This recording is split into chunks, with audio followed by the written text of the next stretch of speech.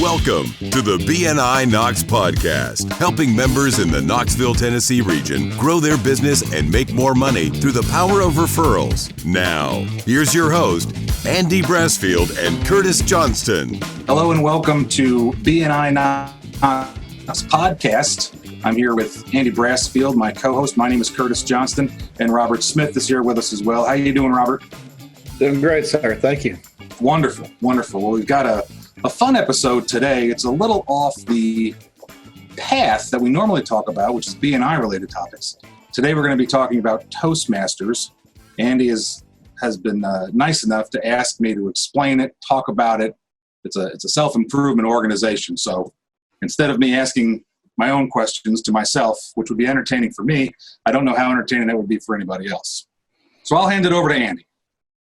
You know, I've heard of Toastmasters for years, and it seems like in my memory I can recall many, many years ago attending one and being quite nervous. But I want to start by telling you a little story from a book that I reference a lot, written by Frank Boettcher, How I Raised Myself from a Failure to Success in Selling.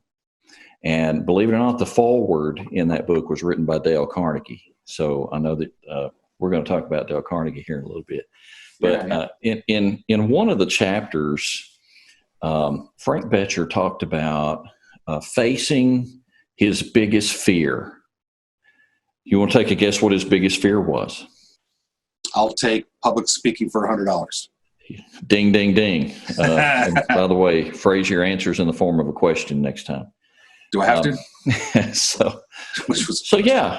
He told a story in his book about he had been asked to speak in public, and he was terribly scared.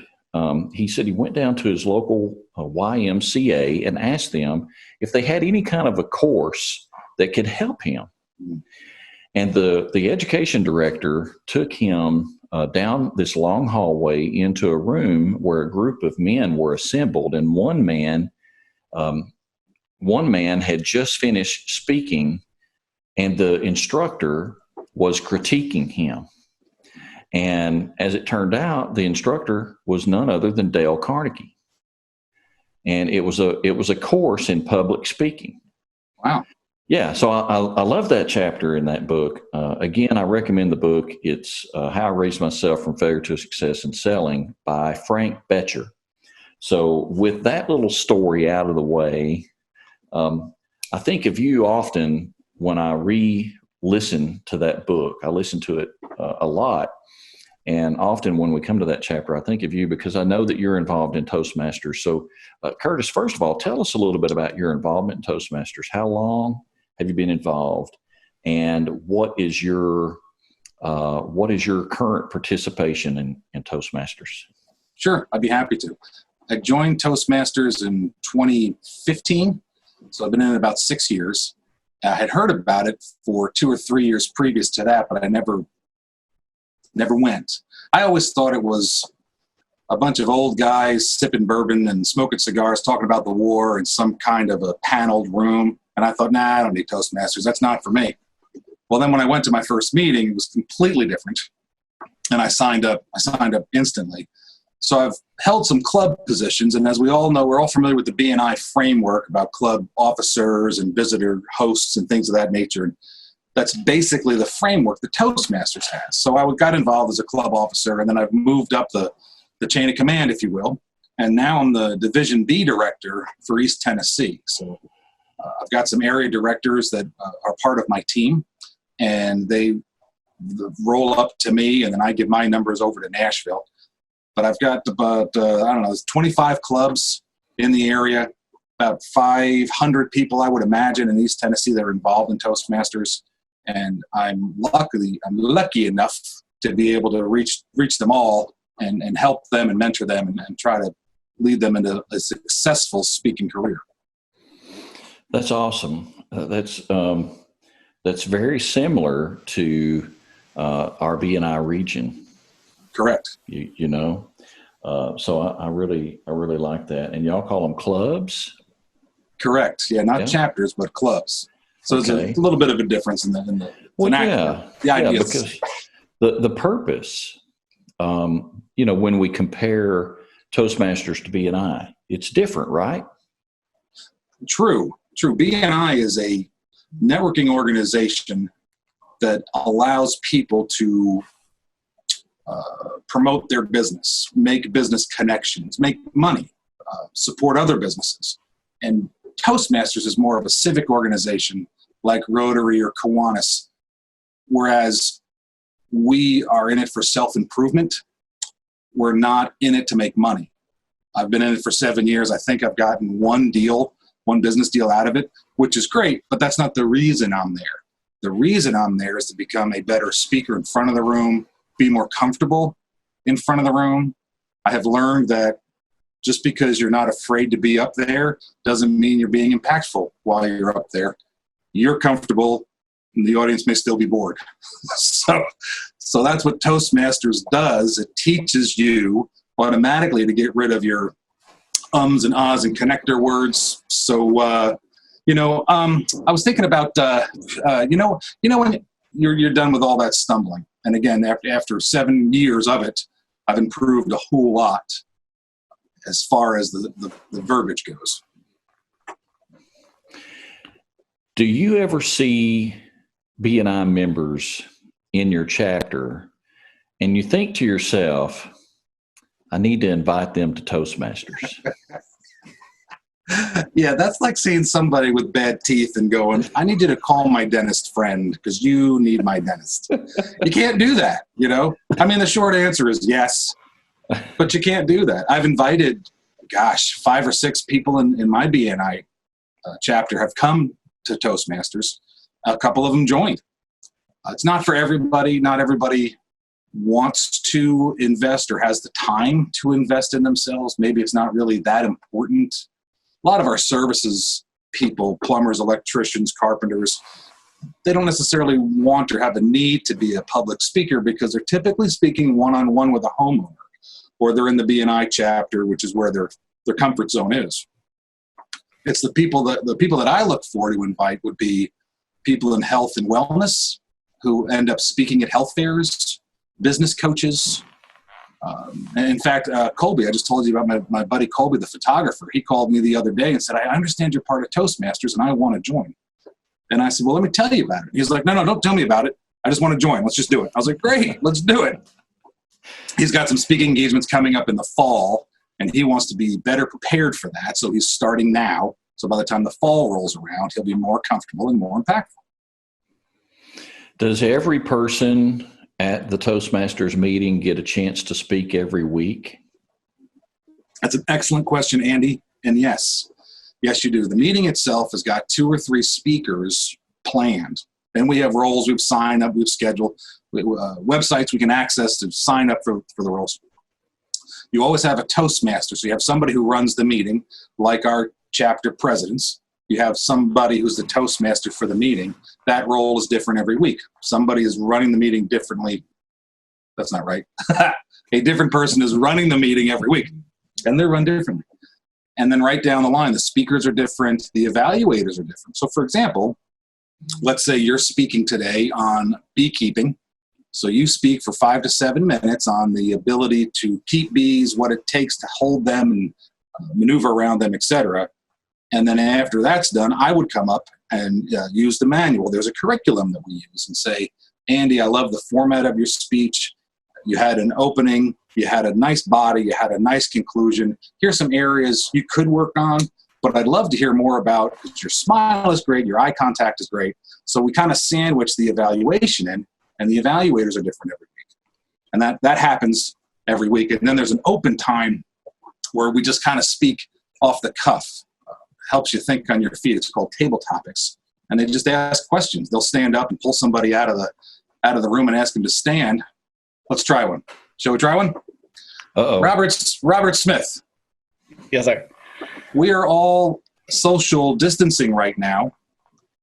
Tell me how you're keeping busy in your personal life while you're social distancing.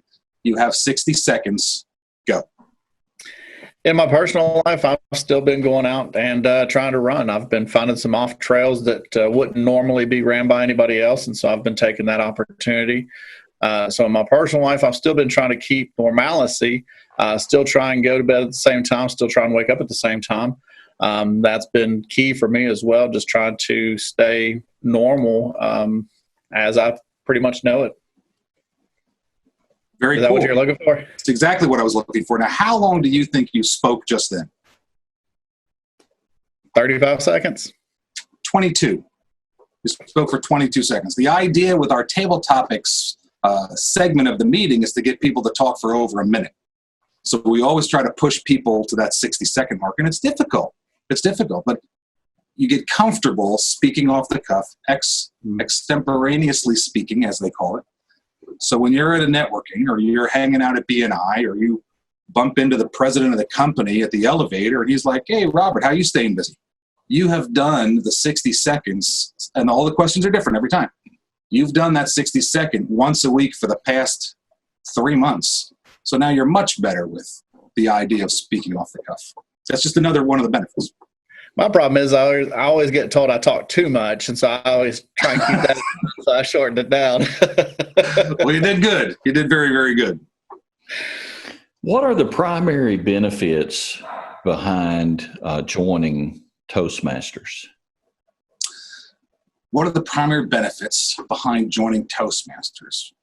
There's really two venues, two tracks within Toastmasters. So there's the speaking side, and you have the folks who say, well, I'm comfortable, I don't need it. Fine, that's great, wonderful. But then you also have a leadership side. This is a volunteer organization. People sign up and they pay it's like $10 a month. It's like we pay $57 every 6 months. So the cost is minimal. So you have people who volunteer, and then you're supposed to lead these volunteers. Leading volunteers is a lot different than leading people within your organization. I'll tell you that. We gather around 2 or 3 times a year for contests. There's humorous contests, emotional contests. That table topics thing we just did with Robert, we turn that into a contest, and people come up onto the stage, and we ask the contestants different questions. And so there's an organizational leadership side to it. And I have learned countless lessons about staying on task, being organized. If you have an event coming up, you need someone to chair the event. You need funds for the event. You need a venue. What are you going to feed the people? Is there signage within the college that you're using for the event? There's like this whole side of that you get to learn. And now it's easier for me to put these events together, which then would advance my career and my personal life, because now people see me do it and they're like, hey, this would be fun. Let's have Curtis do it. He knows how to run an event. Why did you want to bring this topic to our BNI members specifically? Well, I felt that you and I were running out of material, and I thought this would be a good... No, this is I see a lot of sales trainings, public speaking trainings, and they're a conference, they're a convention. It's a night, sign up for this nightly course. It's 3 nights, it's $1,000. And there is definitely value to that. There's definitely value to that. But a phrase I heard years ago was, it is more beneficial to have a slow rain hit your property than just a downpour of a thunderstorm. Because if you get the downpour, you get it, it all rushes out. If you get the slow rain, it really permeates the ground, really helps your rose bushes and your plants and your grass. So I use that in life. And to me, having a weekly meeting or a bi-weekly or a monthly meeting, there's meetings all over the place all week long. Going to these meetings, it slowly permeates into you, and you're able to retain more information. If you learn one thing a week, by the end of 6 months, you've learned, somebody do the math, you've learned a lot of things. So I wanted to bring this to the attention of our members because it is such a benefit. And it's not this isn't a plea for people to join my club. You can join any club you want to, but it has so improved me, and I've seen it benefit a lot of people. I'll tell you a quick story. We had a woman in here, her name was Sarah, in our club, and she worked up at the lab in Oak Ridge, and she had a big meeting coming up, an all hands meeting, and she was asked to make a presentation, and she was really nervous about it. So we literally allowed her to do her presentation in the meeting. If you're wondering about what kind of material you're presenting during Toastmasters, you make it up. We could care less about the material. We're looking about how you present it. You have good eye contact. Are you looking at the PowerPoint presentation back here? You know, you're not looking at your audience. We're looking at how you present it. So the content is irrelevant. If you want content, we'll give it to you, and you can present it. So anyway, she had a big meeting coming up, and she wanted to practice, so we let her do her presentation with us 3 times. She gave the same presentation at Toastmasters 3 different times, improving. She went to that meeting, she did the presentation. Another department head in the audience saw it, loved it, made her an offer. She got a promotion, and then she didn't have time to come back to Toastmasters anymore. She's like, I'm too busy now. I can't come back. But it served that purpose for her. Her name was Susan. Served that purpose for her, and she did great. We have that happen in BNI sometimes too. That's right. That's exactly right. What kind of time commitment is involved in Toastmasters? It's a self-paced course, Andy. It's not a commitment. We don't take attendance. You can join it for 6 months. You can join it for a year. I've been in it for 7 because I really enjoy it. But let's say, like using Susan's example, let's say, Robert, you had the same thing coming up. You had a big convention coming up and you wanted to practice your speech. You wanted to get up in a group of 20, stand up in front of 20 people and get through it. Just join for that limited time. Like I said, it's like $50 for 6 months, and you stay in it, or you just achieve your purpose. Why are you here? Which is something we ask when people join. Why did your boss make you come? You know, did you want to be here for to promote your business because you may not be in the right place? But we ask those questions, and then there's no commitment. It's whatever you want. What's the frequency of the meetings? Good question. There's about 25 clubs in East Knoxville. In East Tennessee. So that would be Knoxville, Lenore City, all the way up to the Tri-Cities, down to Sweetwater. About 25 different clubs. My club meets every Monday afternoon. Do I go every Monday afternoon? No, I don't have time for that. But we meet weekly, every Monday afternoon. Okay, so it's a weekly meeting on a club level. Not all the time, because some of them meet every other week. Some of them meet once a month. Oh, okay. So if you're saying it's different for every club, yeah. So if you're saying I haven't got the time to go every week, I don't need that on me, well, fine, then join one that meets once a month. How does Toastmasters compare against, say, a Dale Carnegie sales course? Good question. I get asked that often. Going back to the analogy of the slow rain as opposed to a thunderstorm, this is self-paced. You have a mentor. If you want to talk with them on a regular basis, you can. If you don't, you don't have to. Somebody's vibrating. Is that me? Am I out of time? Is that my buzzer, the vibration of somebody's cell phone? It may be mine. Somebody's or was I giving the wrong answer? Maybe I was giving the wrong answer. That's Dale Carnegie calling me saying, stop talking. No, it's not sales driven. It is a comfort level, and it's a self-improvement that's low cost, low impact, low commitment. You know, come and go as you please. Get as much out of it or as little out of it. There's nothing required. So take it slow and stay with it for as long as you'd like. So obviously you feel that Toastmasters is compatible with BNI. In other words, a BNI member could be a member of Toastmasters as well. Yes, as I've been, as a few of us are. We use BNI for business.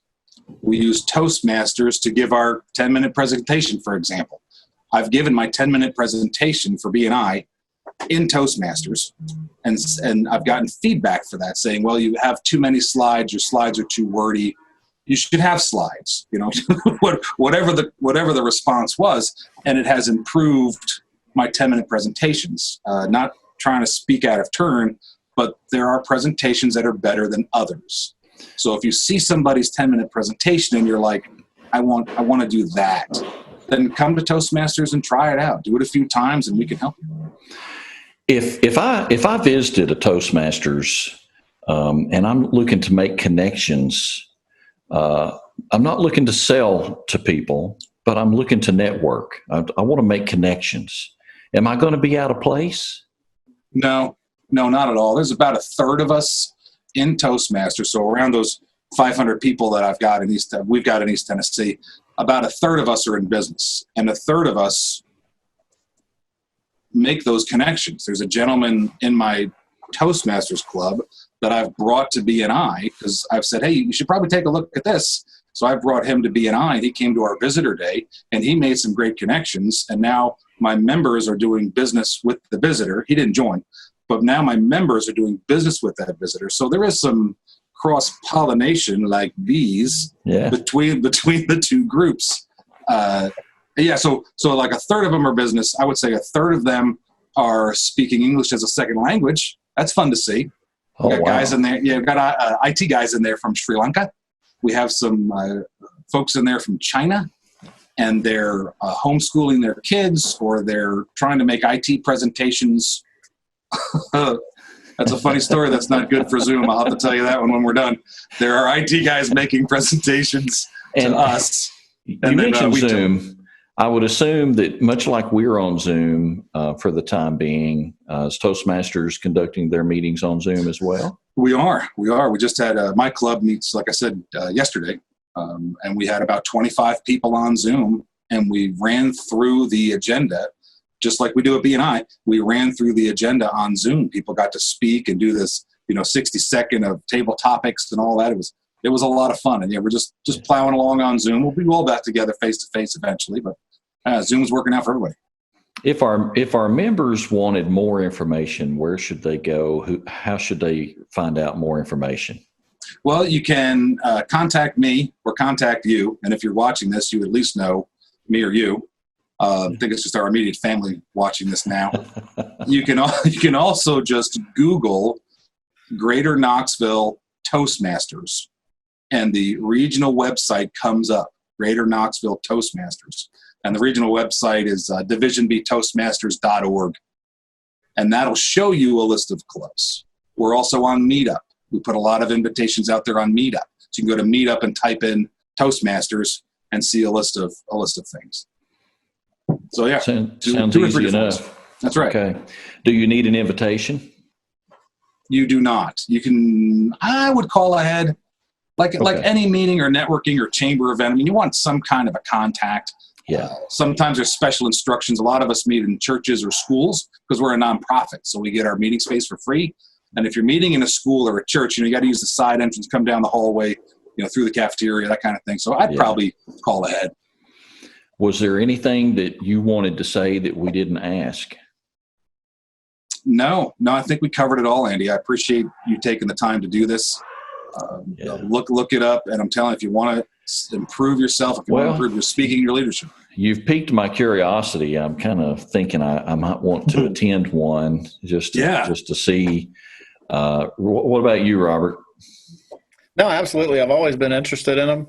And me and Curtis, we always end up talking about BNI and growing our businesses as opposed to Toastmasters. And, of course, I'm an education guy. I've heard you mention manuals and courses and such. Is there anything once you get in Toastmasters to make ourselves better? Is there a course or anything like that as far as handouts or pamphlets to make me better? Or is it more up to whoever's critiquing my discussion, what they feel is the best way for me to go about that? That's also a great question, Rob. I should have covered that. We use a curriculum. It's online. It's called Pathways. And you take an assessment and you tell the software cloud what you want to accomplish, and it kind of directs you down a certain path. It asks you to speak, evaluate, be a Toastmaster or an evaluator. So it tells you what you should be doing on your path. And like yourself, I'm a manual guy. I want the structure of sections and bullet points and then that's it. That's online, and it's all tracked. And you achieve different levels of accomplishment. You get different awards as you go, and then those go on your name tag, much like the BNI name tags. We have the Toastmaster name tags with your rank on it, if you will, or what you've achieved. So it's fun. It's fun. But yeah, you're not just out there like, well, I don't know what to do next. There's a curriculum, and there are people to help. Okay. Fantastic. Perfect. Well, Curtis, this has been a lot of fun. Thank you for bringing this topic to us. And I like the fact that this is not a traditional BNI topic. It's a little bit outside the box, isn't it? I like outside the box. Yeah. So Thank you so much for listening and subscribing to our podcast. I'm Andy Brassfield, along with my co-host Curtis Johnston and Robert Smith. Thank you so much for tuning in, and we'll see you next time on the BNI Knox podcast.